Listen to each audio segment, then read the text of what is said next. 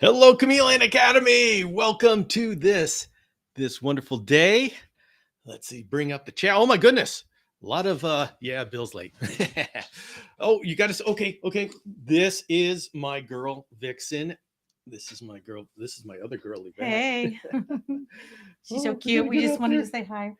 Oh, okay. Right. So, yep, today's family day. Bring your daughter to work day. Girl. Oh, hello everybody. Howard's here. Chris, ring on the fecal. James. Oh yeah. Hello, Stephanie. Eliza. Yes. Nicholas. Okay, guys. Yes, you are right. We are. I think I've got it set up to where we can actually see a little bit of the fecals, and I'm going to just talk about very general how I do the fecals here. Let's see. Oh, hey, Howard's Panther hatched this morning. Second one. Congratulations. Hello, James. Yeah. James says hi. Nicholas says hi. All right. How's things going over there? Okay, I've got the shadows. I've been working on setting up the this. Where is that? I wonder if I've got some sort of echo here. Just give me a second while I try to get it all worked out. All right, so we got some crazy shadows here. How are you guys doing as far as the audio? Are you getting any echo out there? Let me know if I've got to fix that, because if it's just on my side, I don't care. So let's see. It's gained. Okay, Stephanie's got waxworms for his cams. Got your day. Excellent. Space. Hello, Bill. How are you doing post Animal Con? I am doing great. It was an amazing show. It was wonderful. And by the way, I was able to do an interview with Neptune. Many of you know Neptune, and that she just released it this morning. So if you go to Neptune's YouTube channel, you get to see the interview with me, and it's one of my favorites because it was really nice being able to talk with somebody from the Chameleon community, and she knows everything that goes into being a content creator in the Chameleon community and figuring out, where are we going to go? And that's a big question that's always on my mind. And Reptiverse. Oh, Reptiverse. So you're somebody that I got to meet in Animal Con? That is awesome. Gonna leave you now to watch it. Oh, no, don't. Howard, don't go. Oh, okay. No echo. Excellent. Thank you, Patrick. Thank you, Two Turtle Tom. Everybody, thank you very much. So, all right. Obviously, this is going to be very interesting because I am now trying to coordinate 3 different streams. Oh, Steve's already watched the interview. Excellent. And Nicholas just went out and spent $150 on plants. Excellent. That is one of the entry requirements for the Chameleon Academy. We have this entry exam, and spending way too much on plants is definitely a plus. Oh, hello, Grant. Okay. Oh, yeah, you know what? You guys are just on the ball. Where's your coffee? It's here, Chameleon Academy. And just because I know you people are absolutely wanting to make sure that I'm not like cutting corners here with my professional approach there. So you can actually see it is coffee. Now, I suppose it could be root beer, but nope. It's coffee. You know what? I'm going to be honest with you. Yeah. Whew. Yeah, that's nice and hot. Oh, my little Vixen is sitting here just watching me work. So, all right, everybody, what's going on over there?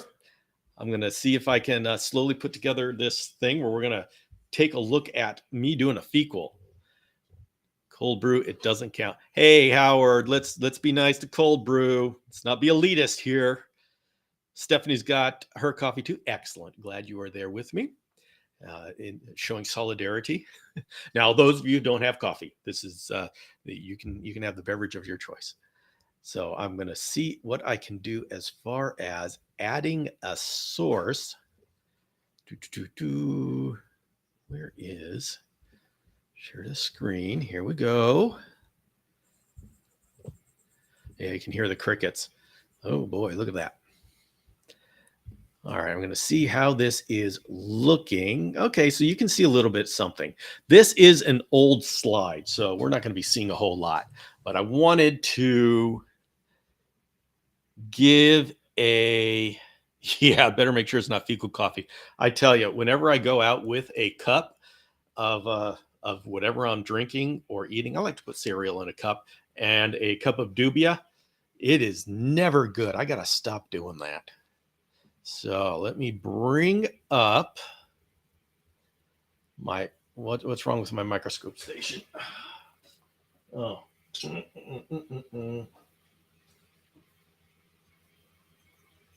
me a second here.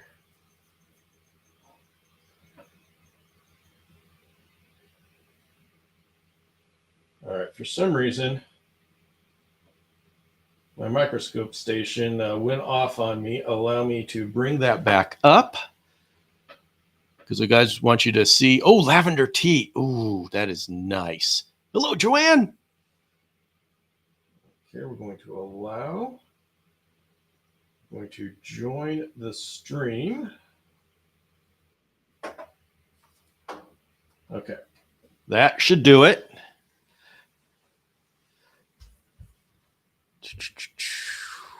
I'm going to take me off, at least the camera.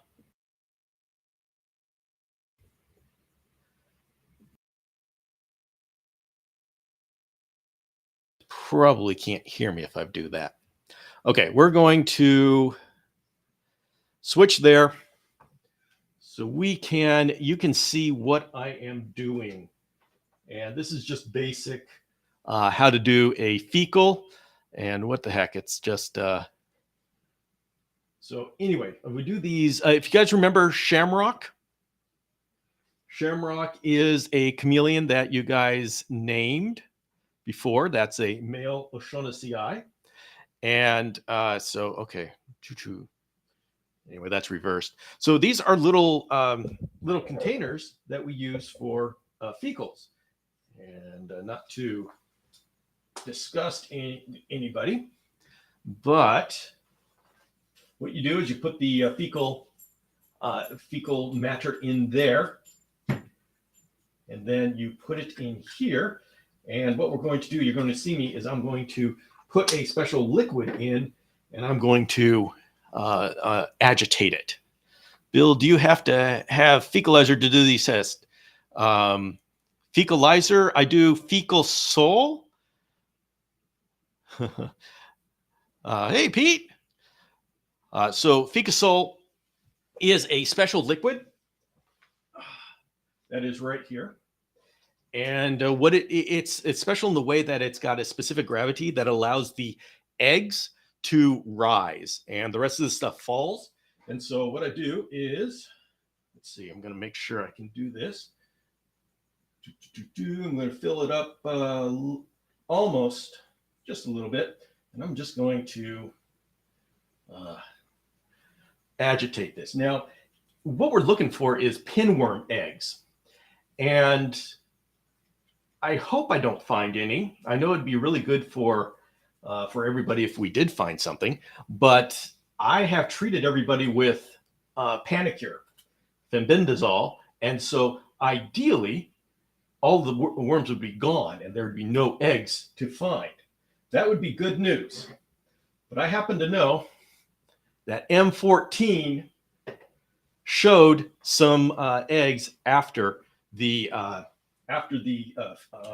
fenbendazole, so I didn't get all the worms. So that's going to be a good one for us to take a look at. Now, once I've agitated it all, what I've done is I separated all the eggs from the fecal matter, and so the eggs should be rising to the surface. So let's go ahead and fill it up.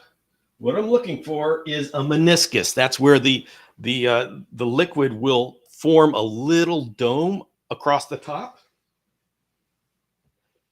And that allows me to put a slide.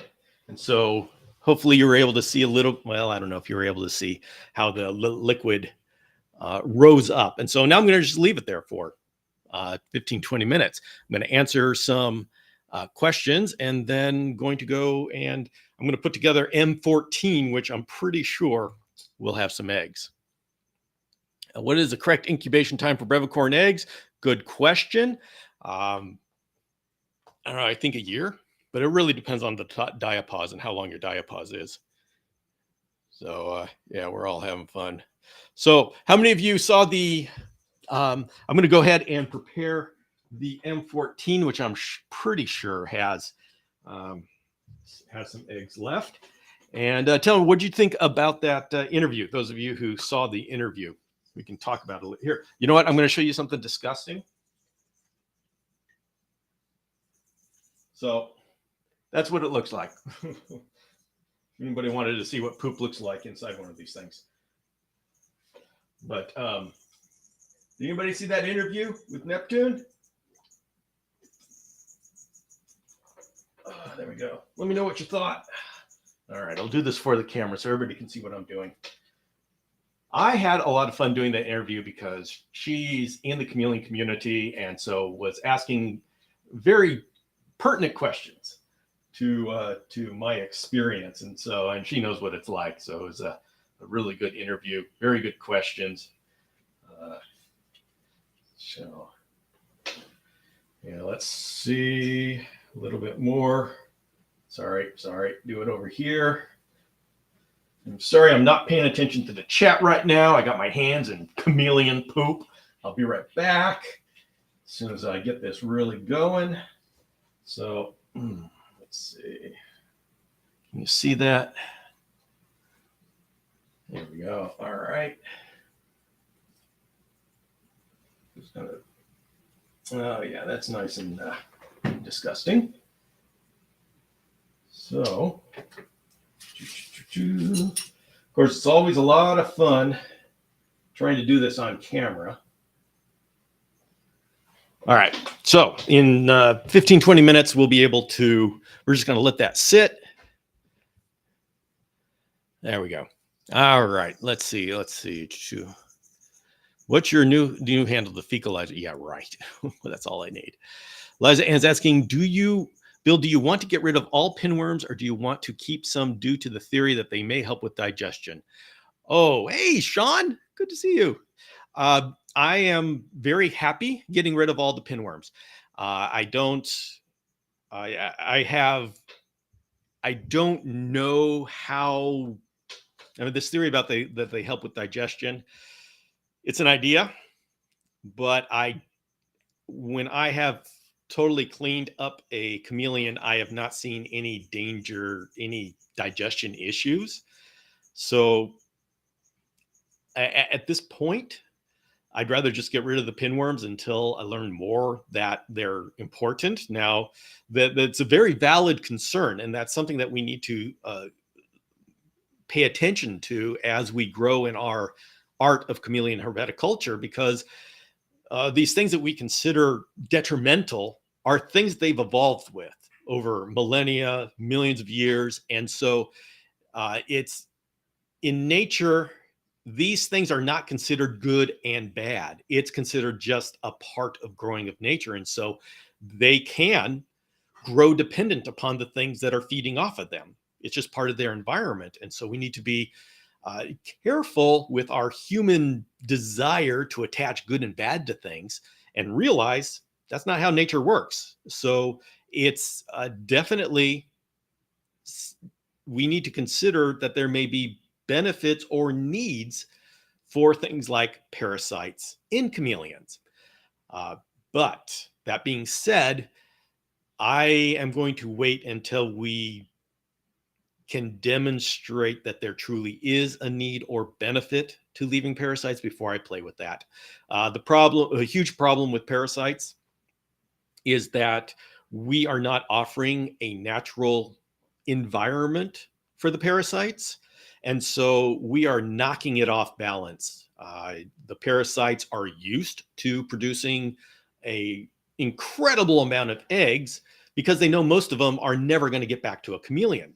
And these eggs don't necessarily translate out to other animals. They may not be able to complete their life cycle in other animals. So they literally they're dropped down to the floor in Madagascar, and somehow they need to get back to a chameleon's mouth. And so the chances of that happening are so slim that they have to overproduce eggs and just have a gosh awful amount of eggs so that just a couple get into a chameleon. And when you have that dynamic and you put them in a closed cage, all of a sudden you have all of those eggs in an environment that is small, sterile, and the only thing in that environment are the chameleons and the food insects. And so that in itself puts it way off balance. And we that's a dangerous that's a way that the pinworms just get out of control. And we've had examples where pinworms just block up the intestines, cause impaction because they're so dense. I had it must have been a roundworm in a Brachysia paramata, little Brachysia stump-tailed chameleon, and it literally took up the entire intestine. It had grown into the entire intestine. It was so. These parasites do cause damage. They can cause death. It's important that we consider what benefits may be there. And when we figure that out, then we can make a judgment call as to whether it's something that we need to include within our husbandry. But it's a great question to continue to ask. But I'm going to kill all the pinworms until we have that answer. Do chameleons need Reptisafe, or is just tap water good enough? Tap water is fine. Hey, Christopher. Yeah, the problem with tap water is it gives spots like water spots on the front of the cage, the acrylic or glass, and even on the chameleons themselves. But it's not a health issue. They're a parasite. I don't see much of a symbiotic relationship. Yeah. And the thing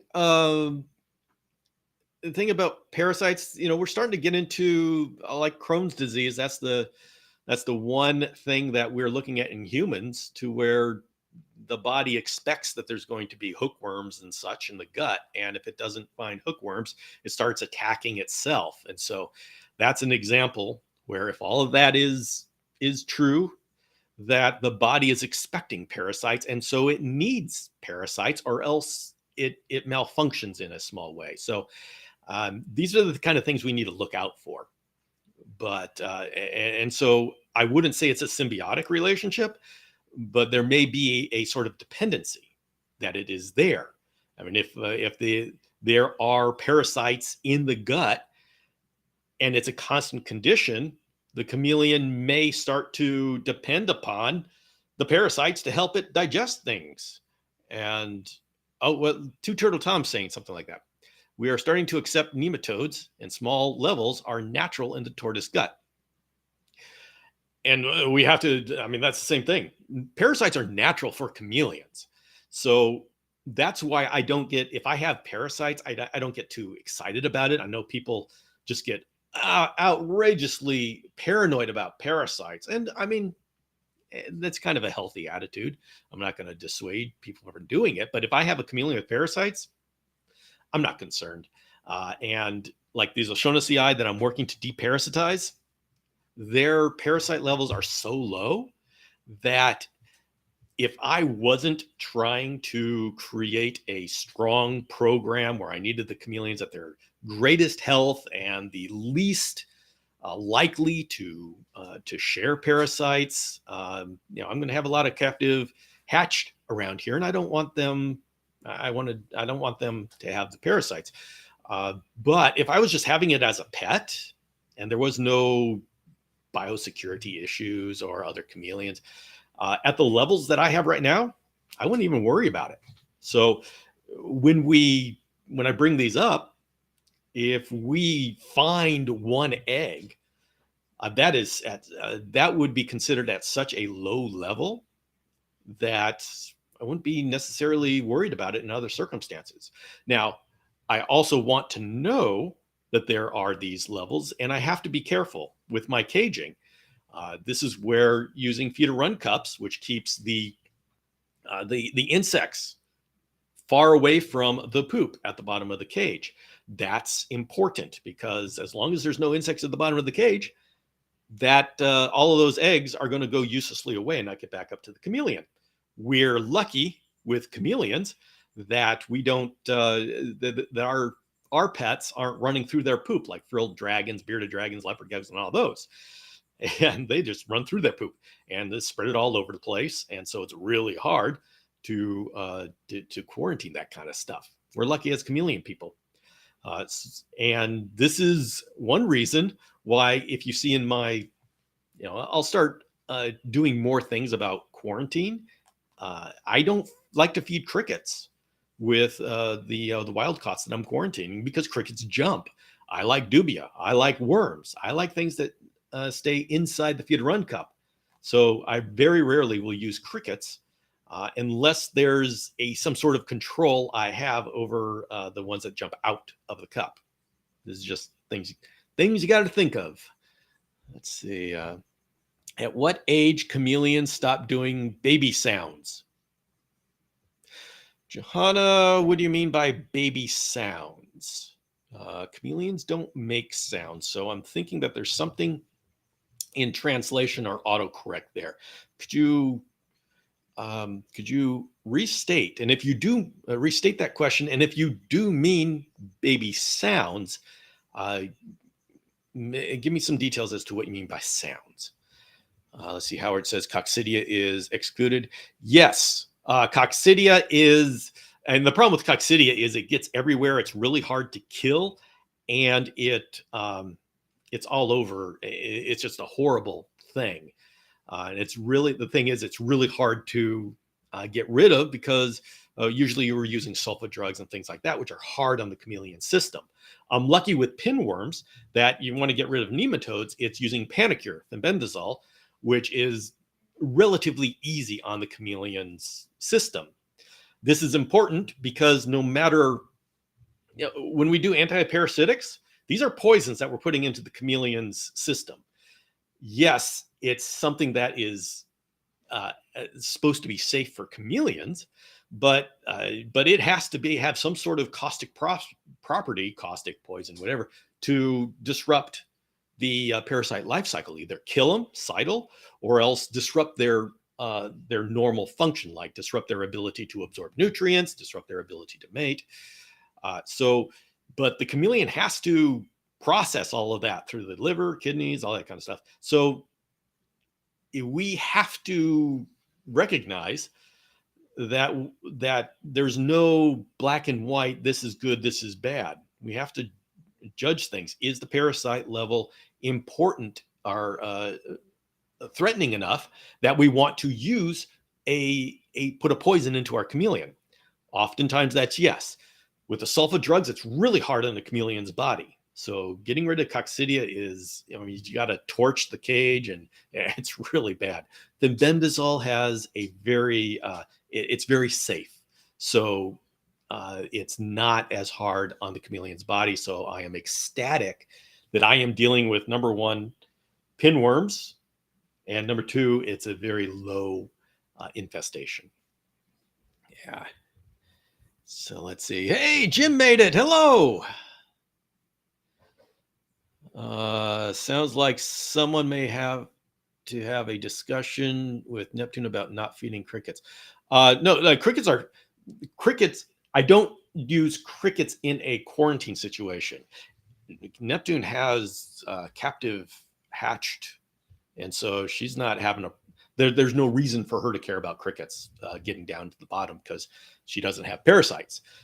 That's something that I do when I bring in wild caught parasites. So everybody who's got a captive hatched panther chameleon, don't worry about crickets. Of course you don't want to, at the bottom, you say she doesn't feed crickets. Okay. Yeah. I don't know the context of this. There's nothing dangerous about crickets, dubia, whatever. You can use them, don't use them, whatever floats your boat.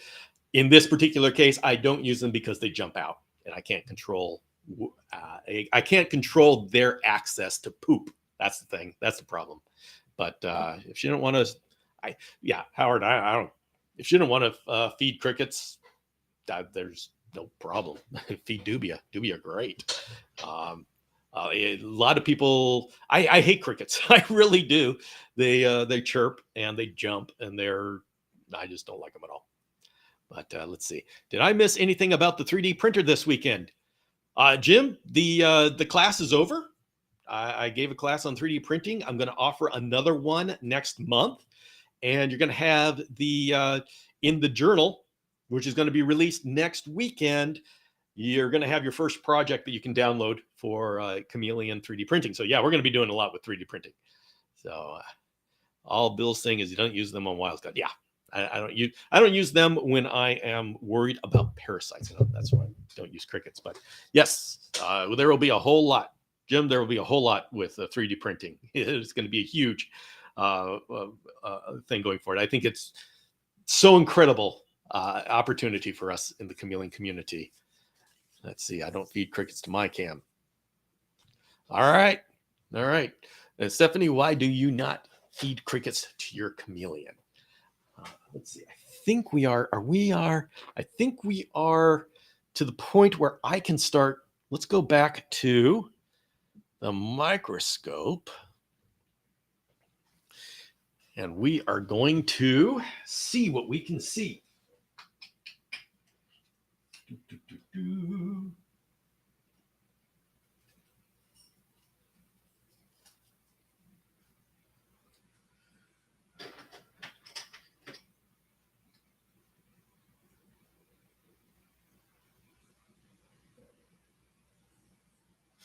Yikes.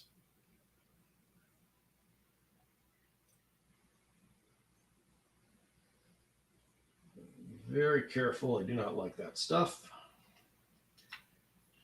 All right, let's see.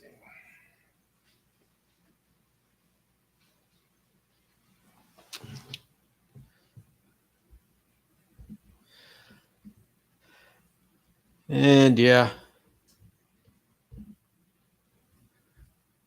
it doesn't hurt to wear gloves doing this. I probably should be. What's going on? All right, let me try to figure out what's going on here.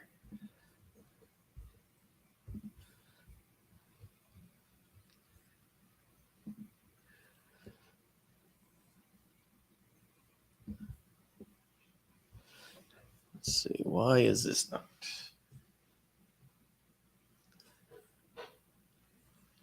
There we go.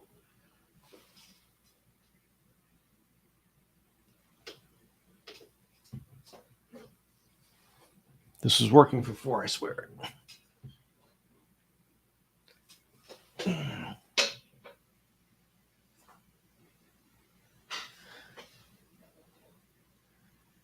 What's going on here?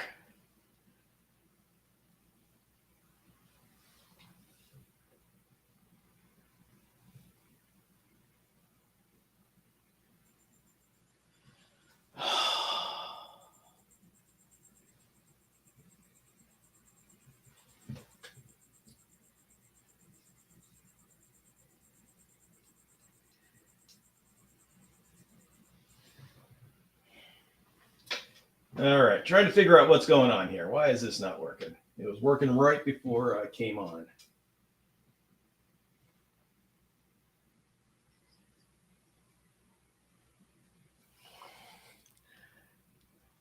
There we go. All right, so we're going to try to look and see. This doesn't look like there's a whole lot going on there. Let's see.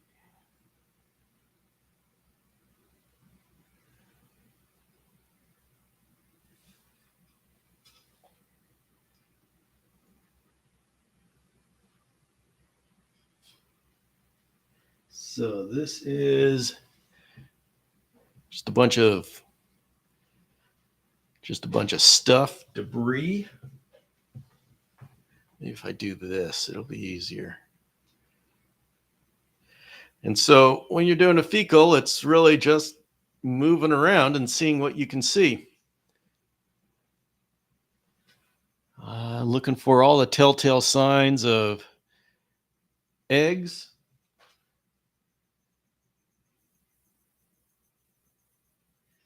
And like I said, I would be very happy if we found nothing?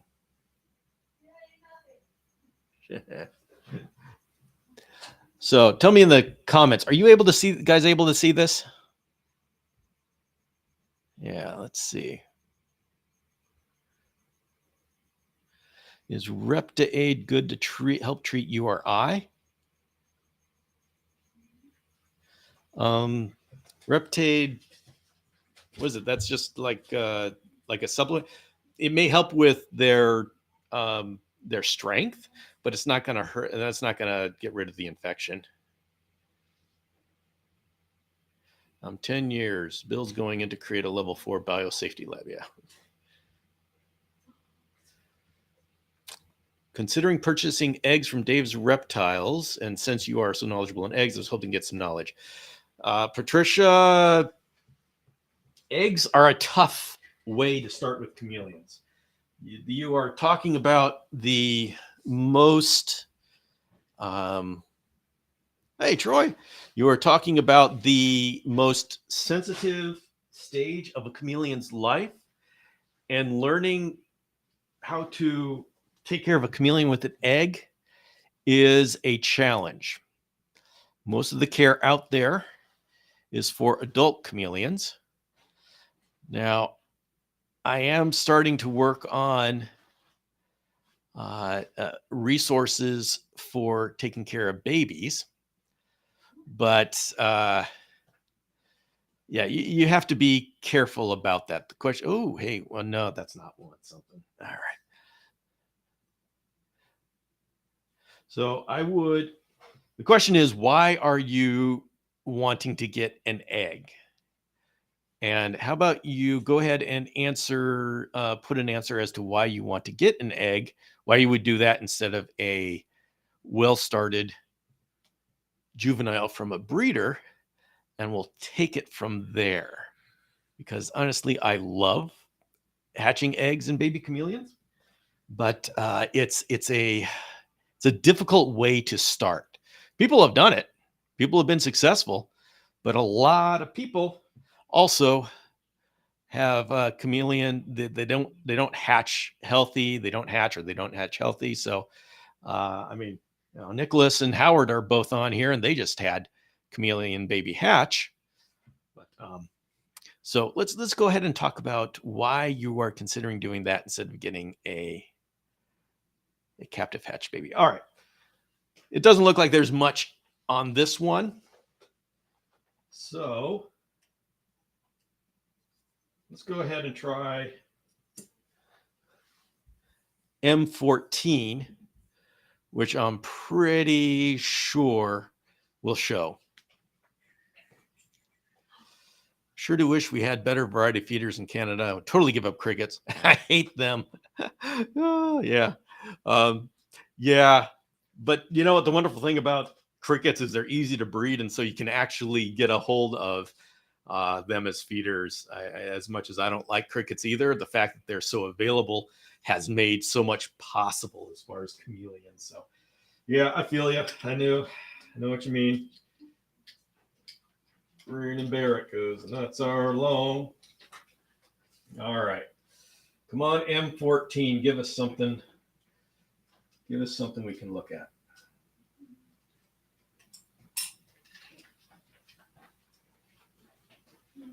Now, I have just ordered something that will be a whole lot better for viewing than this. So I look forward to getting that in, and maybe by our next show next weekend, I'll be able to show it to you, and it will be a lot clearer. So we got a lot of interesting stuff on this one. This is M14, the one that had eggs even after treatment. So let's see. That one in the upper left, kind of suspicious. I don't think that's what we're looking for, but you know, it's right there in the middle. That's starting to show the kind of shape that we're looking for. And let's take a look at that. So what you see with the focus is what I'm doing is I'm focusing at different levels inside the slide, because there's, even though it's just a very flat area to the microscopic, that stuff between the slide and the slide slip, there's a lot of area that they can go up and down in. So we're gonna look for this a little bit.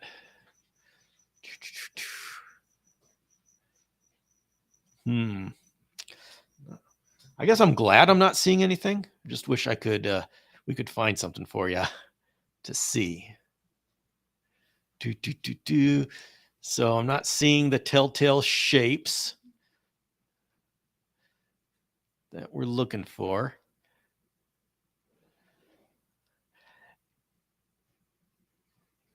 Let's see, I'll check.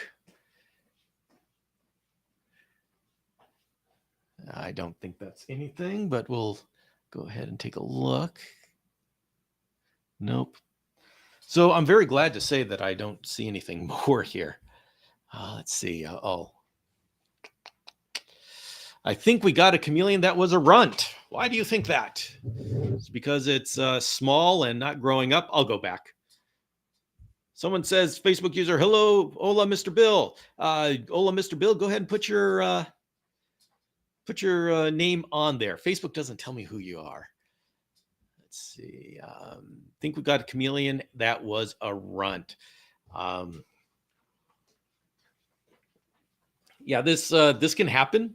They often, this runt thing is not really something that they're born with. It often happens because things are chameleon. If chameleons are group raised, then they stay small. If they are individually raised, I've had the situation where the ones that hatch out small, they just catch up because they go through the growth stages, the growth spurts, and they catch up just fine. But there's a number of reasons why a chameleon can be quotes runt or not grow as large as it had the potential to. But the nice thing about that is that even though it's not as large as it could get, it'll just be a little bit smaller, but it'll lead a completely healthy life. And I had that happen. I had some Jackson's chameleons. They were born right around the winter times, and so it was cold. I keep them outside, and so that group grew slower and ended up being smaller than the group that was born in summer. Completely healthy. And completely healthy. They're wonderful. I still have them. They're still doing great. They're threatening to give me babies. So this just being, quotes, the runt is not always a horrible thing. It just means it's a little bit smaller. That's okay.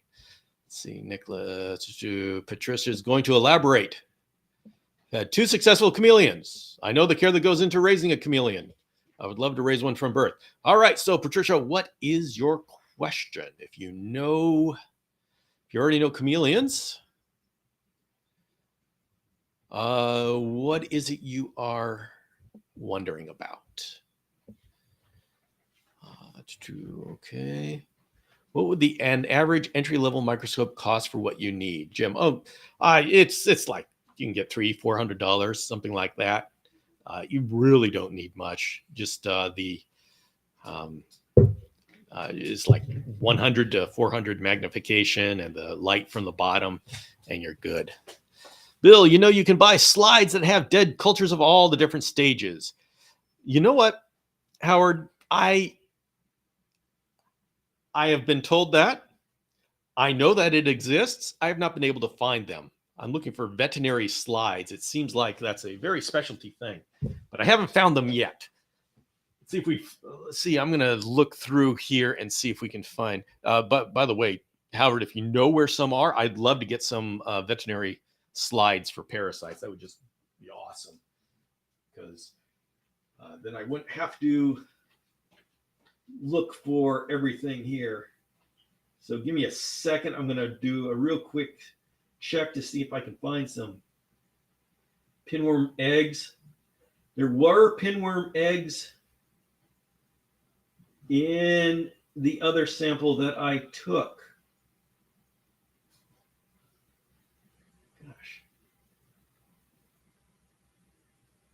So I know this is not that great as far as, yeah, whatever. I'll try to get that so you guys can see it. It's not looking like I'm going to find some eggs, which is great news. Just doesn't do well for the show.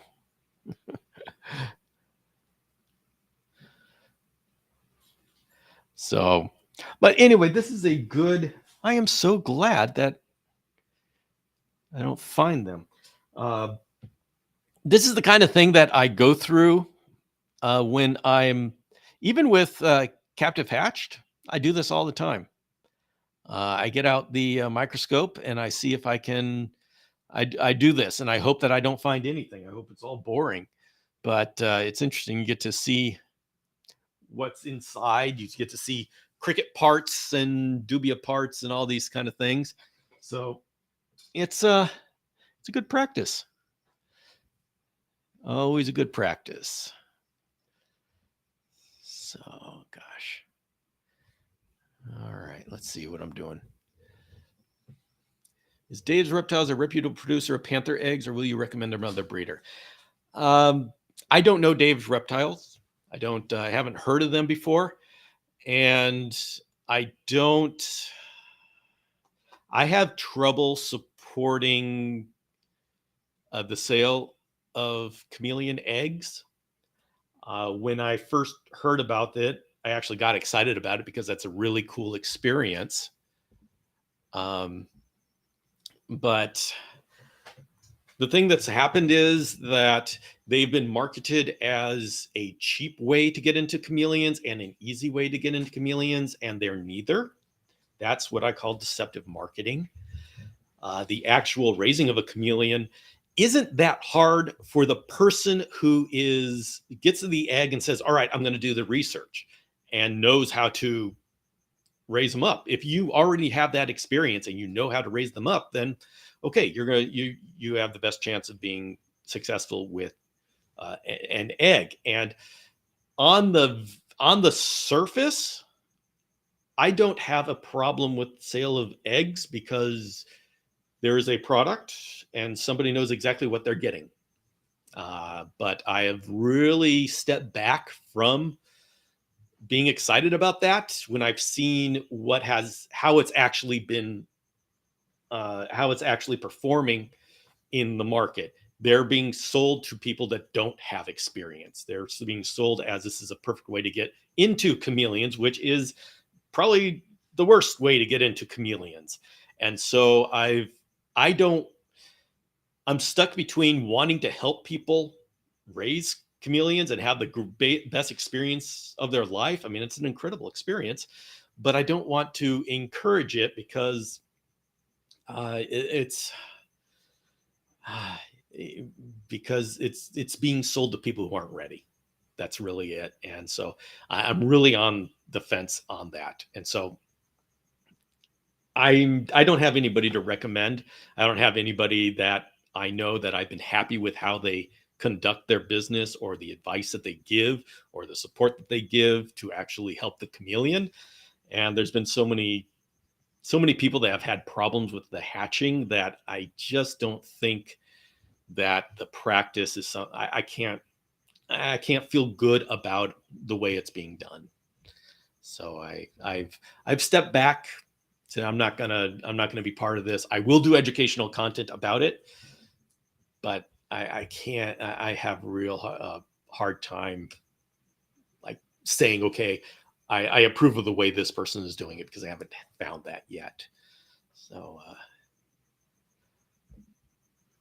yay! Thank you. The education enjoyable. Your lives and videos and shirts all are good. I'm glad you enjoy it. So, yeah, Prediction. I'm not going to be judgmental or say you shouldn't do it. I just wouldn't. I'm just not the right person to give you a recommendation.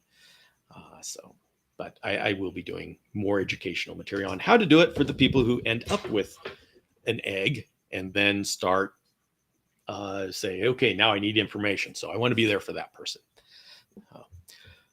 All right, everybody. I am glad with the that I've been able to show you a little bit about how to do a fecal. I am at the same both sorry and happy that I didn't find anything. So, we could, I don't know, what the heck. You want to try one more? Give me the time to I've got a number of samples that I got to do. So, let's go ahead, and I'm going to put together one more.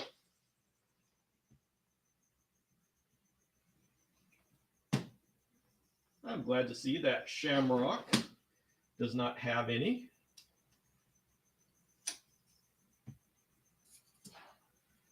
So, all right, F1. So I know that this is a female.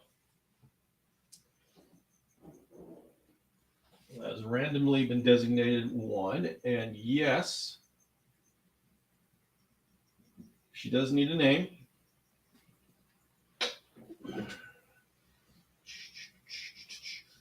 Let's see if we can get okay, we got a lot of stuff coming up, so we're at least going to have a very interesting slide.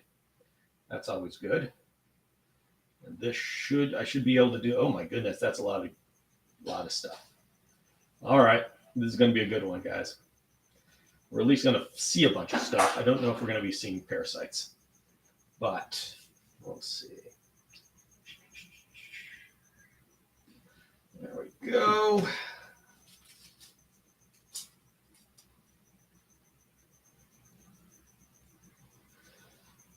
All right, so gonna wait there. Gonna let that sit for a little while. So let's do one more. Yeah. All right. All right. One more. This one should be a good one. Well, I hope it's not a good one, but we'll see. And but yeah, so I've got on order a smartphone adapter. Right now, I'm using a pretty primitive camera that came with a microscope a long time ago. I need to upgrade that, but I'm going to try the smartphone adapter, and so that should give me some real sharp stuff. So anyway, let's see. Nicholas says this cooler weather has been so great. Oh yeah. One thing I wanted to talk about that came from the interview I had with Neptune. Neptune asked me about this saying that chameleons should thrive, not just survive. And I responded, yeah, but everybody has their own definition. And unfortunately, when we say chameleons should thrive, not just survive, we should, that should be a personal, something that we take as a personal guidance and say, this is what I'm going to do, what I'm going to push for.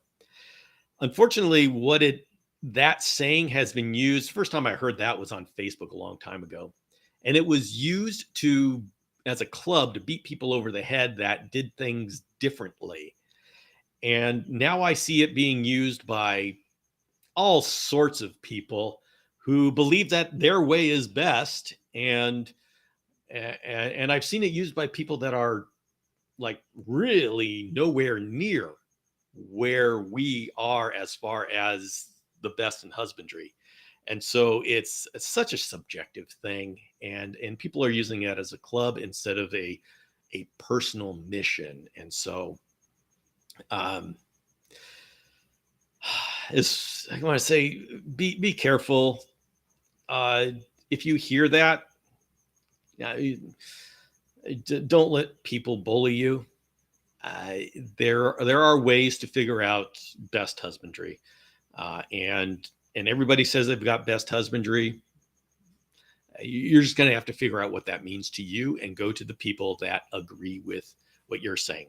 Chameleon Academy is all about figuring out the most natural way, picking out the best parts of nature and trying to replicate them. That's my standard. That's what I go for. If you agree with that, this is a great place to be. If you think small, sparsely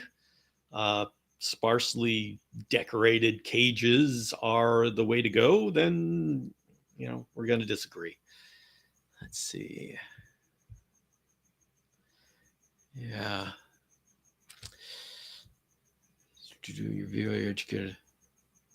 Yeah, Patricia says, thank you. Started following you because of your video on eggs and how easy it is to hatch. Yes, they are easy to hatch if you, as long as they come to you healthy. Video was very educational. I know I can do it. I love all my babies. Excellent. Yeah, and Patricia, if you have, see, you have the advantage that you're not doing this you're not starting off. I know what you can do is take a look at a lot of my videos on Jackson's chameleon babies because it's basically the same thing. And you can, what I recommend is getting, I like the 16 by 16 by 30 inch cages for raising babies. That's big enough that you can create microclimates. You can have a nice dense plants, but it's small enough that your chameleon is not going to get lost. If you do a 24 by 24 by 48 inch tall cage, which I do, your chameleon is going to get lost. And I'm fine with chameleon getting lost, but just know that you're going to have to really trust that your baby is doing fine because they like to get lost. Babies especially don't like to be vulnerable because, of course, everything eats them. And so deep inside, they want to be safe. And so you need to allow them that feeling of being safe, but still be able to find them and just to check up on them and make sure they're eating and all that kind of stuff. And a 16 by 16 by 30 cage allows you to do that. So that's my favorite baby raising cage size. I've had a chameleon scream when he was little and scared when I went to his cage. I was in shock. Scream? They don't have vocal cords. So I'm wondering what that was. Let's see, Bill, do you own or even owned a Mellorai? Yes, I've had a number of Mellorai in my life. But he said a little squeak like a sound like a mouse would. Okay, I can see a squeak. That's not vocal cords. That's expressing air. Okay, yeah. they will do stuff like that. Yes, I have, Nicholas, I have had experience with Mellorai. I've had a number of Mellorai throughout my chameleon keeping career. Bill, I use them for my hatchlings and they work great. Howard, you talking about the 16 by 16 by 30 cage? Is that what you're talking about? Because I love them. I have a number of them and they really are a good size. And yeah, you just have to make sure that you don't have the adult strength UVB and basking light on them because you're going to overwhelm the system. You just gotta scale the input of energy into the system for the size of the cage. How do you raise chameleons outdoors? I'm in SoCal and it always seems too hot or too cold. WizBiz, you got to find number one, the right chameleon species, and number two, the right microclimates in your yard. Because yes, in California, it does get like in winter, even though the panther chameleons can survive it. I don't like doing that. Veiled chameleons and Jackson's chameleons are great for winter. Summer gets too hot for Jackson's chameleons, especially nowadays. We've had so many, the summers are getting hotter and longer. And so I think veiled chameleons are the best one for Southern California outdoors. And then you've got to make sure that they have enough shade to get out of the sun. How do you spell the albendazole? I use Panicure. Fenbendazole. That is the official name. Panicure is the common name for Fenben, Dizole, Fenbendazole. Fenbendazole. Yeah. Is that maybe a respiratory infection if you're hearing a vocal sound? Oh, it could be. Could be. Although I would expect there to be a popping or something and not just when they're surprised, but yeah, it could be. Can I go ahead and prepay for the next 3D printing class? Stephanie, just wait until next weekend, which is when I launch the journal, and it's going to have a sign up for the 3D printing class. And you'll be able to go. But actually, yeah, you can go to the Chameleon Academy right now and there is a form. Yes, you can sign up for it now. Actually, I'm going to be doing it Monday, Tuesday, Wednesday, Thursday. So I'm going to do it 4 weekdays in the evening. I think spreading it out over a week between classes, it was good, but I'd like to try to bunch it up together, and so I'm trying something different this time. Let's see. Patricia is saying has 3 cages, small to large. I'll have to check. The small one is 16 by 16 by 30. Yeah, and okay, 18 by 18 by 36. It's given a little bit more space, and so you're starting to get it. Since you have experience, you may not be as worried about them living and breathing on their own. And so you probably have a higher confidence level that you can have a larger cage. And of course, make sure that it's appropriately filled. Having a large cage with just a little twig in the middle, that doesn't help, but appropriately filled, and you should be fine. So yeah, whatever sizes you have. The problem comes when you have the cage is too small, and you're trying to give UVB and heat, and there isn't enough space in the cage to give the chameleon different microclimates that it can get out of the heat and get out of the UVB. So let's see. Joe's asking, have you dealt with vitamin A deficiency with a cam where you had to get shots from the vet for your cam? I have dealt with the vitamin A deficiency. In this particular case, I didn't get shots from the vet. I just worked with the supplementation schedule, and I increased the vitamin A, and yes, they recover. They actually recover quite nicely. And but the shot from the vet is a nice jump start. Oh, Joanne's talking about, and we're going to be able to look at that slide soon. Been running the Miss King Rain Zone unit on 3 enclosures and love them. Much more friendly than the Miss Heads. Excellent. So what Joanne's talking about is Miss King's new product, to where the sprayers spray into this container that's above the cage. So what falls down is actual raindrops and mist, and it's better than doing a spray directly on a chameleon. And so I've got one that I still need to test out, but okay, I'm glad to hear it's working. I'm going to have to really test mine out. Let's see. Mel is asking, my chameleon will only eat mealworms. He stopped eating other bugs and will hold out until he sees mealworms. How can I get him to eat other bugs? Mel, you want to withhold food for a little while. When they are picky, it's either because they were damaged by another bug, like if a superworm bit them, they may not want to eat superworms. But generally, it's because we feed our chameleons so much in captivity that they aren't eating because they're hungry. They're eating just for treats. It's like they're already full, and so when you're full, the only thing that fits is ice cream.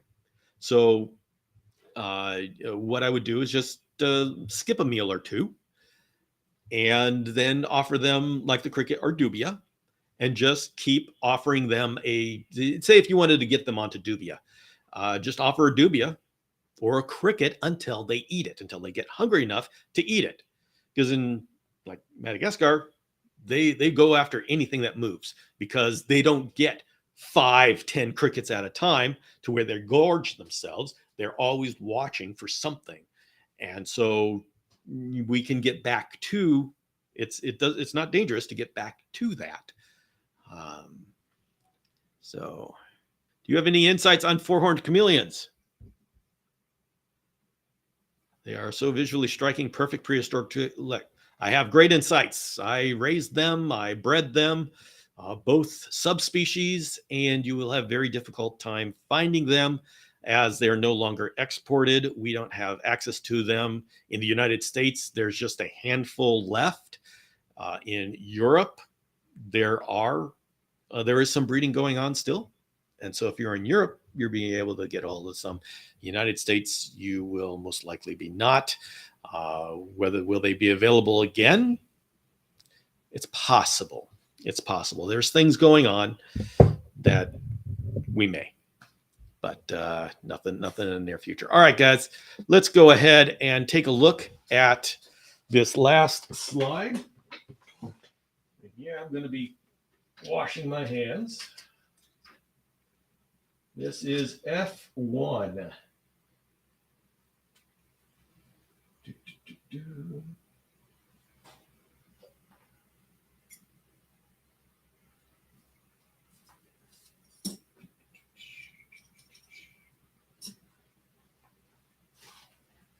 I don't need that going all over the place.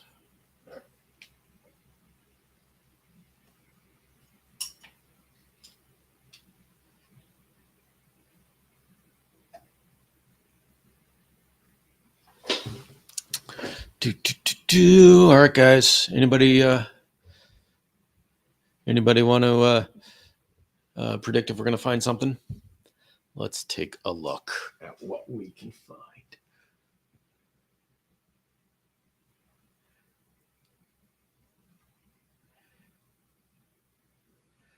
All right.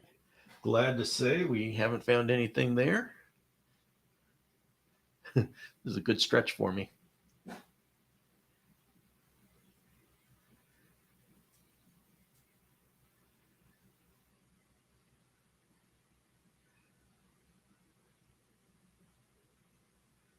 Huh.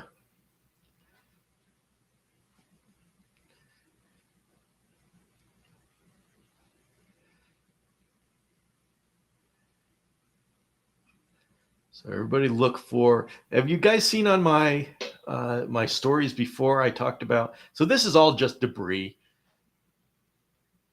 This is nothing that we need to worry about.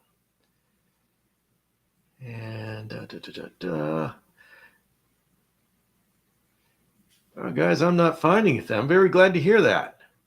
Now, it is possible that we don't find anything this week, but we find things next week. Because what's in the way this works is that the fenbendazole works on the adult worm. And so if there may be some that are not affected and then will grow up. And that's why when you do the fenbendazole, you do a dose every 2 weeks. What you're doing is you're smacking down the adult population, and then you're waiting for the life cycle for the babies that weren't affected to grow up to be an adult. And then you smack them 2 weeks later, and then you do another one 2 weeks after that, just for good measure. And so even though I'm not finding anything right now, this is because I've smacked down the adult population. Next week, that was almost one. Next week, it is possible that we'll find some. And we're going to do this again next week. And, in a way, I both hope we find something and I hope we don't find anything. So zoom in. Howard, do you want to see this? Oh, thank you very much, Joanne. Appreciate the support. Tom saw another claw-like structure.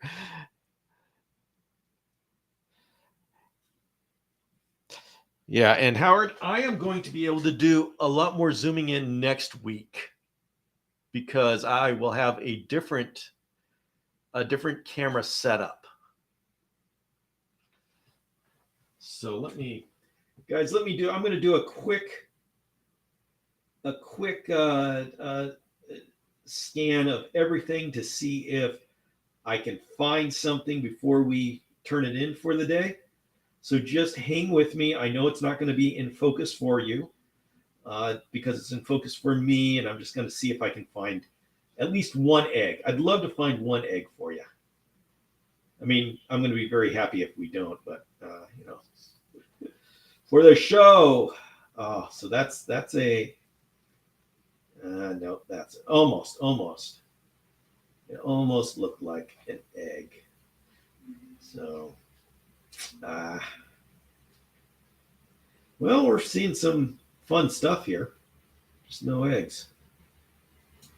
So, what I'm going to encourage you, come back next week.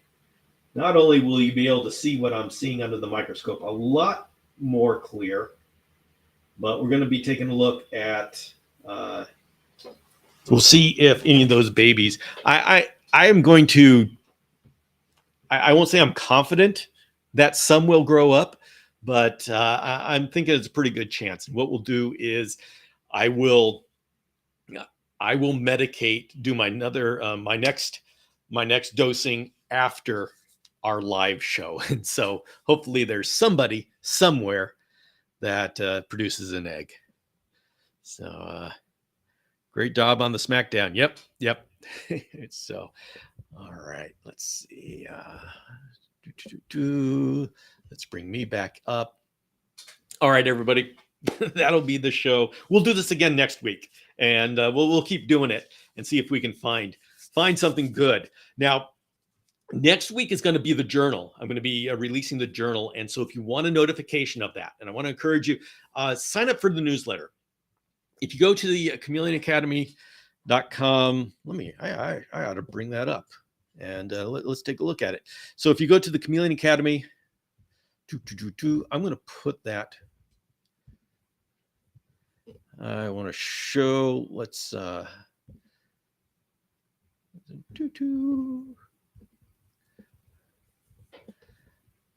so if you look at, you go to the ChameleonAcademy.com. Let me see, get this down.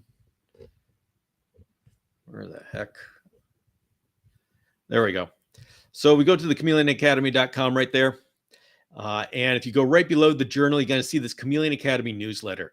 Sign up for that. And that way you're going to get a notification of when the journal comes out. And so everybody, I want to thank you very much for showing up here and hanging out with me as we look at Chameleon and poop. Next time I'm going to be going live is Tuesday on Instagram. And that'll be it. I'm going to get working on the journal, and next weekend we're going to have a whole lot to talk about. So sign up for the newsletter and watch that Neptune episode and comment, and let's have a discussion about the things I've talked about. Thank you all very much for coming on, and I will see you. Let me bring me up here as I say goodbye. We'll say goodbye. We'll see you next time. Bye, everybody. And remember, I do have a podcast episode that I just released yesterday. New podcast episode on Chameleon Academy, and I'm gonna have to post about that. So see y'all later.